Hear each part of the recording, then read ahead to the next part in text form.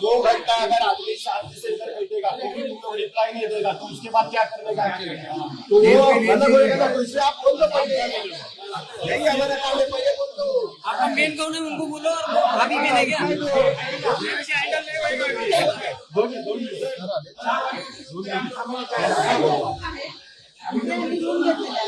आम्ही 95% पेमेंट केलेलं आहे, तरी त्यांना अजून रूम दाखवलेला नाहीये. त्यांचा रूम कसा आहे, काय आहे, ते कुठे आहे, कुठे आहे, हे त्यांना काहीच दाखवलेलं नाही. तुम्ही गर्दी करू नका, काय असेल पोलीस स्टेशनला या. नाही होणार नाही, संपूर्ण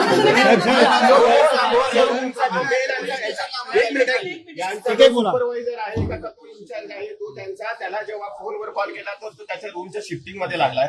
संडेचा दिवस जेव्हा लोक येतात सगळ्यांनी घामातून गाळून ते पैसे घेऊन ते रूम घेतलेला आहे, तर त्यांना फक्त आमचा रूम कसा आहे ते दाखवायचं आहे, त्यांना बघायचं आहे. रूम बघितलंच नाही. ओके, आज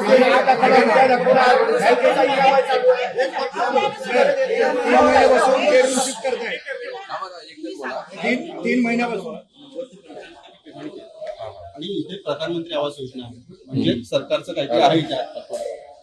आणि एवढं पेमेंट करून आम्हाला आमचा फ्लॅट सुद्धा दाखवलं नाही. आम्ही जेव्हा यांना बोललो की आम्हाला बँकवाले फोटोज मागतात, हे फक्त आम्हाला बाहेरचे फोटो पाठवतात. जर तुम्हाला आर्किटेक्ट सर्टिफिकेट येत आहे, phase wise slab wise architect certificate येत आहे, म्हणजे तुमचा फ्लॅट आता रेडी आहे, त्यानुसार तुम्ही त्या कस्टमरना निदान फ्लॅट दाखवा. आम्ही त्याला क्लिअरली सांगितलं. आम्ही ते बोलतात की आमची जी प्रॉपर्टी आहे ते सेफ्टी कन्सर्न, आम्ही सेफ्टी कन्सर्नवर साईन करतो, आम्ही आमच्या सेफ्टीवर जातो. काही नाही, आमचं फ्लॅट रेडी आहे, 95% पेमेंट केलंय, फिनिशिंगचा डिमांड दिलाय बँकेला. हे सगळं असं ते फ्लॅट दाखवत नाही. आणि 5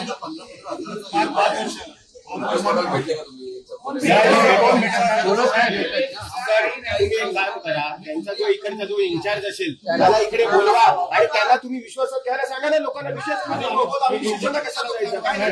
समजून जाईल. एक मिटिंग नाही, 7 ते 8 मिटिंग झाल्या. आम्ही त्यांना रिक्वेस्ट करतो भेटायला, कोण भेटत नाही.